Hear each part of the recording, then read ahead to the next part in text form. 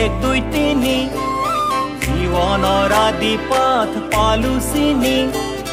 গুৰু ৰূপে আমাৰ হৃদয় দিনে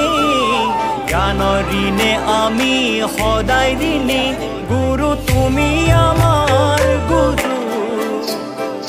চিৰনময়